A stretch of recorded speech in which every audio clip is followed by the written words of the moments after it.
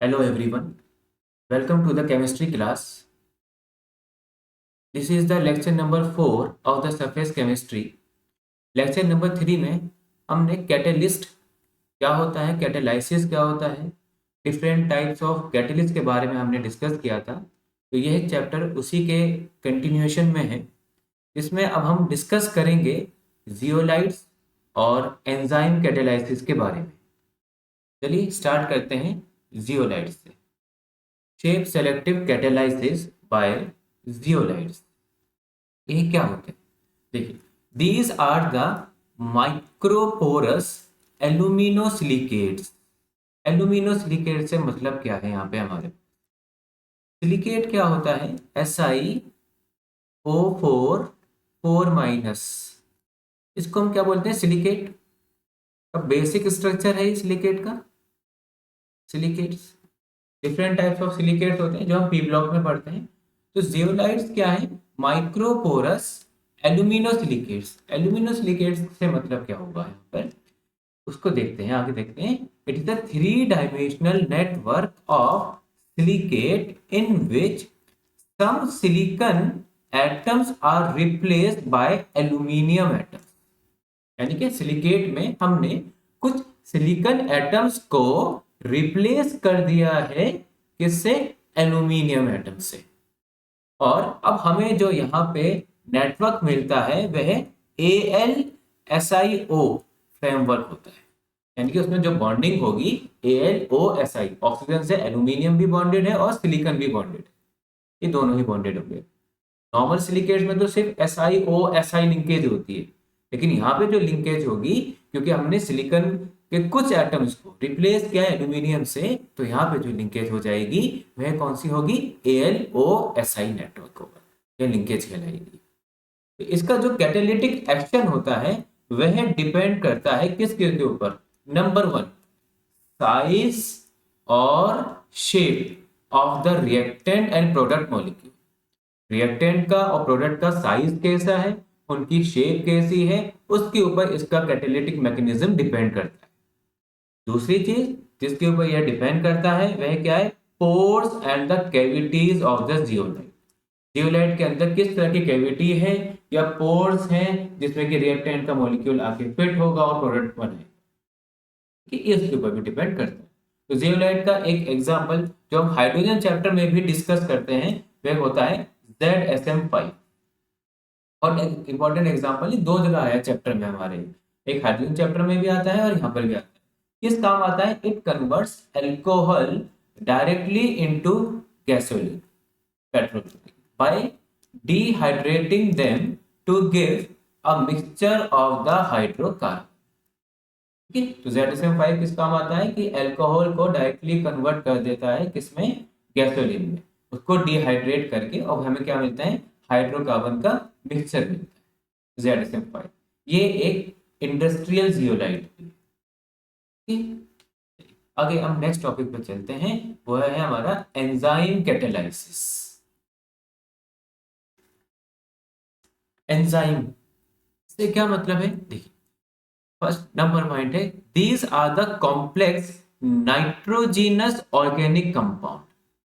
ये organic compound होंगे, और नाइट्रोजीनस से मतलब क्या है? इसके अंदर नाइट्रोजन होगा, नाइट्रोजन कंटेनिंग कंपाउंड्स है। ऑर्गेनिक कंपाउंड्स है जिसके अंदर नाइट्रोजन भी प्रेजेंट है, कॉम्प्लेक्स मॉलिक्यूल है, मतलब एक सिंपल से नॉर्मल से स्ट्रक्चर नहीं।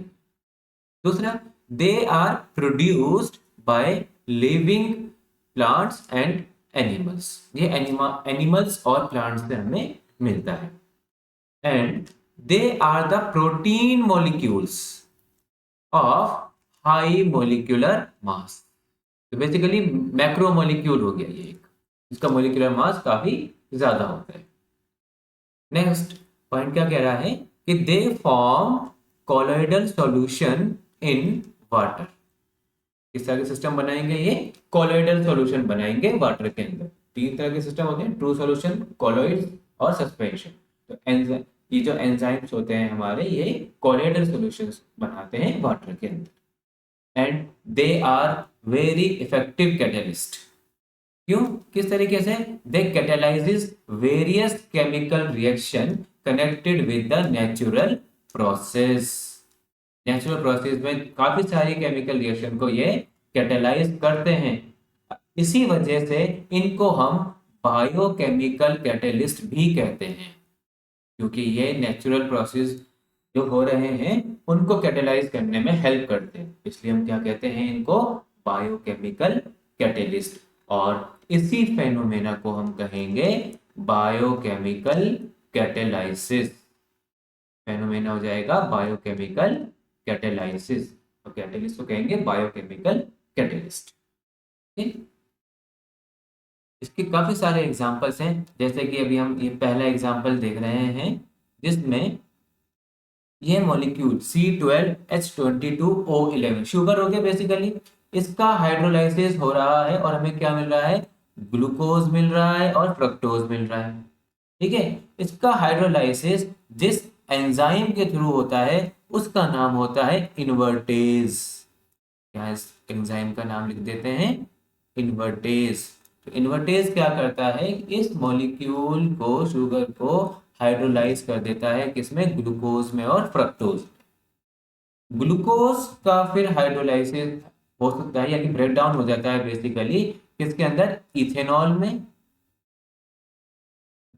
और कार्बन डाइऑक्साइड जो है इवॉल्व हो जाती है। तो यह रिएक्शन होती है जाइमेज के थ्रू, ये भी एक एंजाइम कैटलिस्ट, जाइमेज के थ्रू। स्टार्च का हाइड्रोलाइसिस माल्टोज में होता है, स्टार्च का हाइड्रोलाइसिस किस में होता है, माल्टोज में होता है, और इसके लिए जो हमें एंजाइम चाहिए उसका नाम होता है डाइस्टेज, डाइस्टेज एंजाइम। और माल्टोज से ग्लूकोज में अगर कन्वर्ट करना है, हाइड्रोलाइसिस करना है, तो इसके लिए जिस एंजाइम होता है उसका नाम है माल्टेज, माल्टेज। तो दीज आर द एग्जांपल जिसमें हम क्या देख रहे हैं कि डिफरेंट एंजाइम जो है डिफरेंट कन्वर्जन कर रहे हैं ऑर्गेनिक मॉलिक्यूल्स का।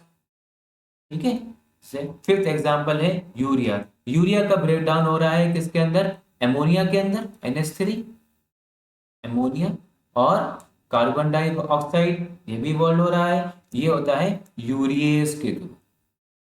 यहाँ पे जो एंजाइम यूज किया जाता है उसका नाम होता है यूरिएज। ठीक, नेक्स्ट पे चलते हैं। स्टमक में प्रोटीन कन्वर्ट होता है पेप्टाइड में, और इस एंजाइम का नाम होता है, जो इस प्रोसेस को कहा होता है, पेप्सिन, पेप्सिन। इंटेस्टाइन में प्रोटीन का हाइड्रोलाइसिस एमाइनो एसिड में होता है, और यहाँ पे जो हम एंजाइम लेते हैं वो होता है pancreatic, pancreatic trypsin, pancreatic trypsin. तो पैनक्रिएटिक ट्रिप्सिन क्या करता है, प्रोटीन को एमाइनो एसिड में कन्वर्ट करेगा, किसमें, इंटेस्टाइन में होगा ये प्रोसेस। और स्टमक में प्रोटीन पेप्टाइड में कन्वर्ट होता है किसके थ्रू, पेप्सिन के थ्रू। ओके, ऐसे ही conversion of milk into curd, ठीक है, दूध का दही में जमना, यह जिस एंजाइम के थ्रू होता है उसको हम बोलते हैं lactobacilli enzyme, lactobacilli enzyme, lactobacilli enzyme. तो यहाँ पे हमने क्या चीज देखा कि डिफरेंट एंजाइम जो है डिफरेंट केमिकल जो नेचुरल ऑर्गेनिक रिएक्शंस है उनको कैरी आउट करते हैं। तो ये एक इंपॉर्टेंट है, इसके ऊपर मैच कॉलम भी बनाया जा सकता है कि कोई कन्वर्जन दे दिया जाए एक कॉलम में और दूसरे कॉलम में जो है एंजाइम का नाम दे दिया जाए, इस तरह से भी क्वेश्चंस बन सकता है एग्जाम के अंदर। तो इसको जरा अच्छे से याद करने की कोशिश करें सभी बच्चे। आगे है कुछ कैरेक्टरिस्टिक्स हैं एंजाइम कैटालाइसिस से रिलेटेड, चलिए इनको डिस्कस करते हैं एक के बाद एक। नंबर 1 क्या है, it is highly efficient.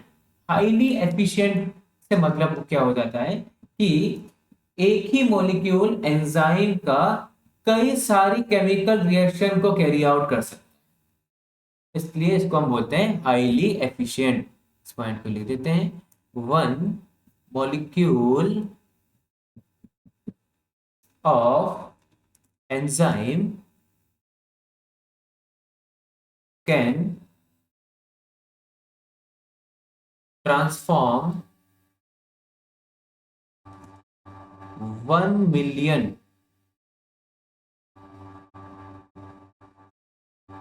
molecules of the reactant। तो रिएक्टेंट के 1 मिलियन मॉलिक्यूल्स अगर हैं उनको एक ही एंजाइम प्रोडक्ट बनाने में हेल्प करेगा, और पर मिनट 1 मिनट के अंदर अंदर ये काम हो जाए, इसलिए बोलते हैं इसको ये highly efficient. Okay, next point पर चलते हैं। क्या है? It is highly specific in nature. Highly specific से मतलब क्या हो गया कि हर एक एंजाइम किसी एक केमिकल रिएक्शन तो करेगा। ऐसा जरूरी नहीं है कि एक कैटेलिस्ट जो है ना एक से ज्यादा केमिकल रिएक्शन को भी कर सकता है। ठीक है, जैसे अभी हमने ऊपर वाली रिएक्शन लिखी, कुछ यहाँ पे हमने रिएक्शंस लिखी थी, तो एक पर्टिकुलर एंजाइम जो है एक पर्टिकुलर केमिकल रिएक्शन को कैरी आउट कर रहा है। ऐसा नहीं है कि एक ही एंजाइम से हम सारी रिएक्शन कर सकते हैं। ठीक है, नेक्स्ट पॉइंट है यहाँ पे हमारे पास क्या? Highly active under the optimum temperature. इस एंजाइम की एक्टिविटी जो है बहुत ज्यादा होगी एक ऑप्टिमम टेम्परेचर पर। अब ऑप्टिमम टेम्परेचर हम किसको बोलते हैं? एक ऐसा टेम्परेचर जहां पे एंजाइम की जो रेट है, एंजाइम रिएक्शन की जो रेट है वह मैक्सिमम, उसको हम क्या बोलेंगे? Optimum temperature. लिख लीजिए, the rate of an enzyme reaction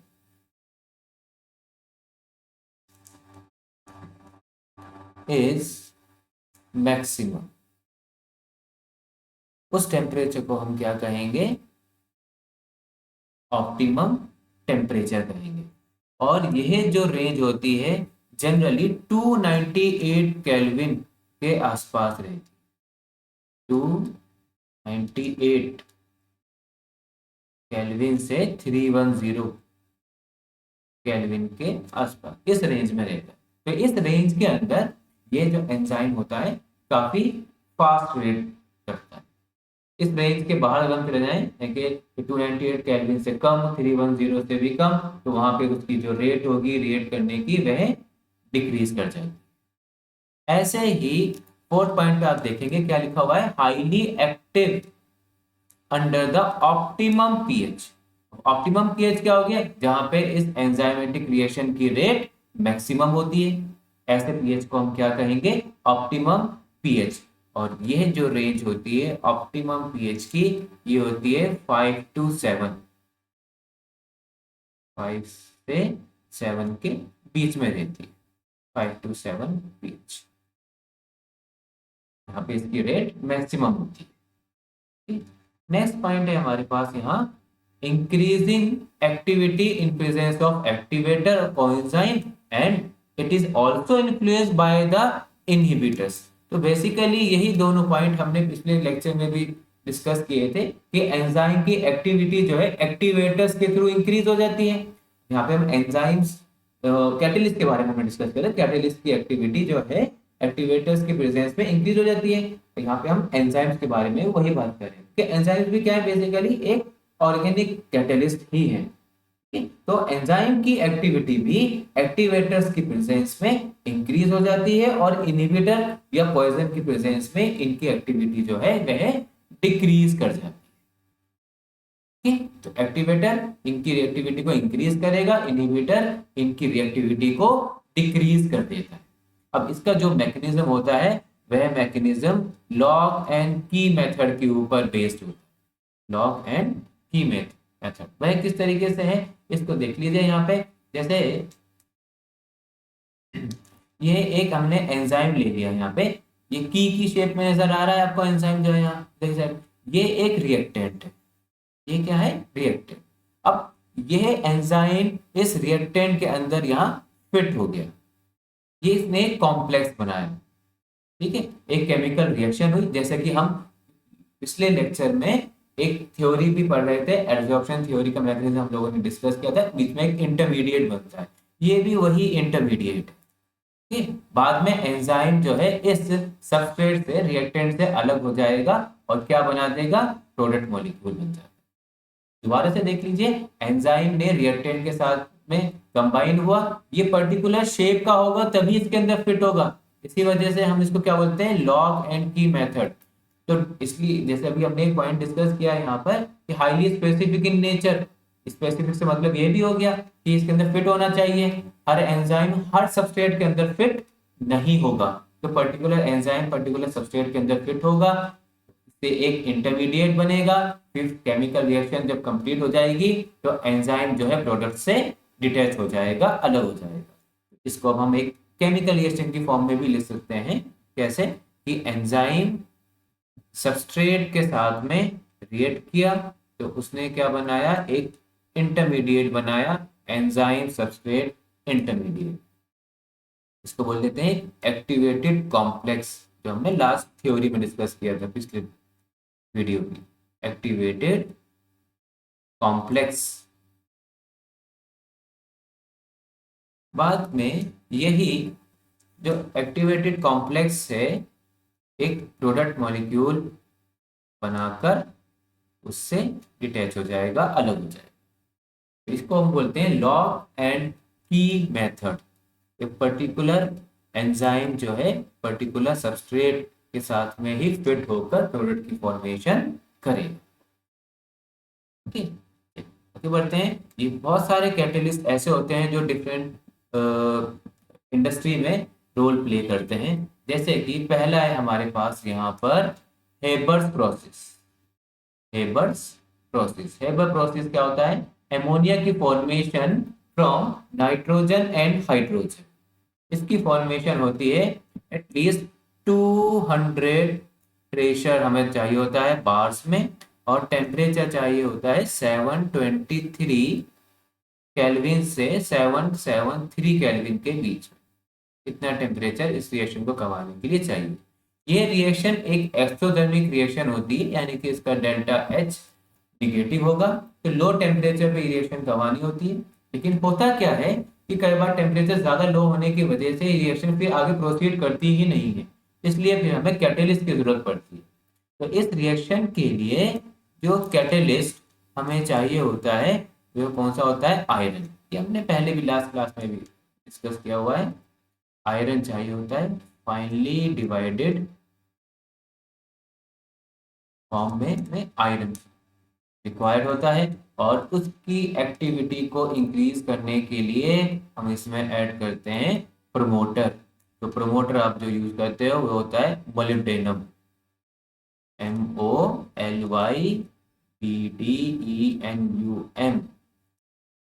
molybdenum. ये एक डी ब्लॉक का एलिमेंट है।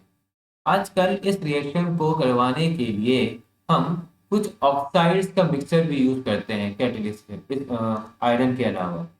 तो now our days mixture of iron oxide, iron oxide, potassium oxide, potassium oxide and alumina। alumina क्या होता है, Al2O3, and alumina is used।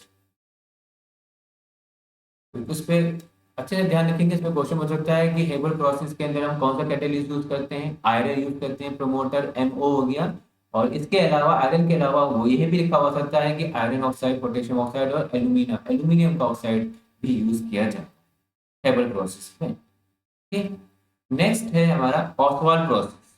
Oswald process होता है manufacture of the nitric acid.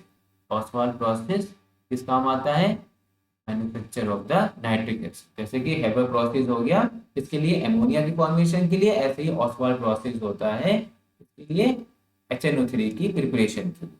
किस तरीके से करवाया जाता है ये, इसमें NH3 का ऑक्सीडेशन होता है, O2 के साथ में रिएक्शन करवाई जाती है 573 केल्विन पर, जिससे नाइट्रिक ऑक्साइड NO की फॉर्मेशन होती है और H2O वेपर होता है।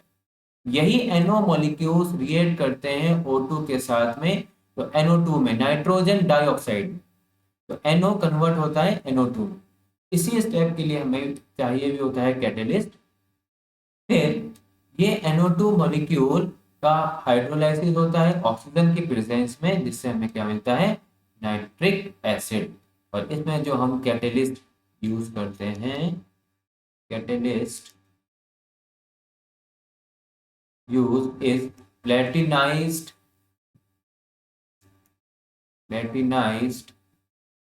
एस्बेस्टस। एस्बेस्टस फाइबर होता है, प्लेटिनाइज्ड एस्बेस्टस फाइबर होता है जिसके ऊपर प्लेटिनम की कोटिंग की हुई है।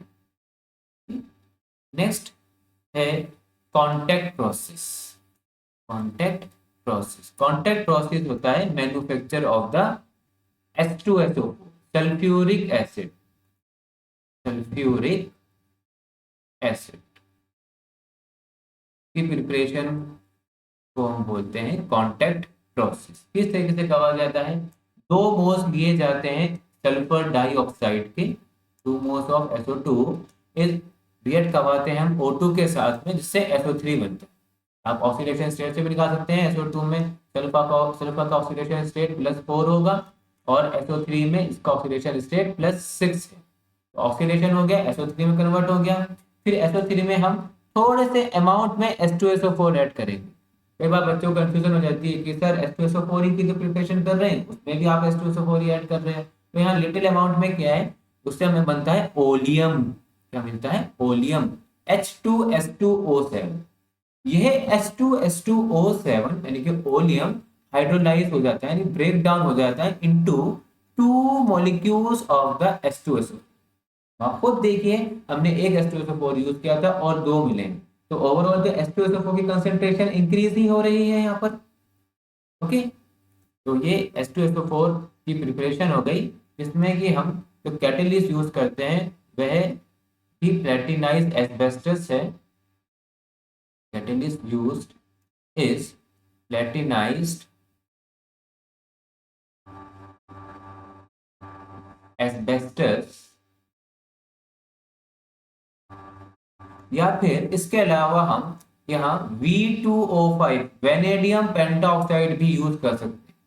V2O5 जो हमें रिक्वायर्ड होता है वह इस वाले स्टेप के लिए होता है, कौन से, जहाँ पे SO2 जो है SO3 में कन्वर्ट हो, यहाँ पे हमें V2O5 इस वाले स्टेप के लिए चाहिए होता है बेसिकली।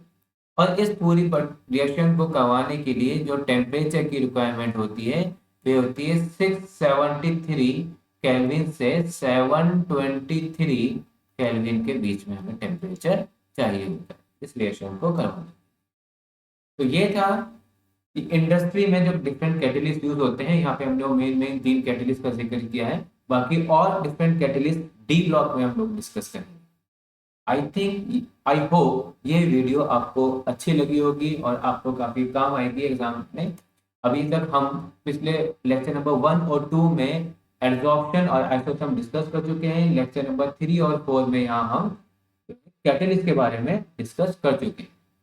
तो वीडियो को जरूर लाइक करिएगा, और आपको और किस किस टॉपिक्स के ऊपर वीडियो चाहिए कमेंट्स में जरूर बताइएगा। Thank you very much.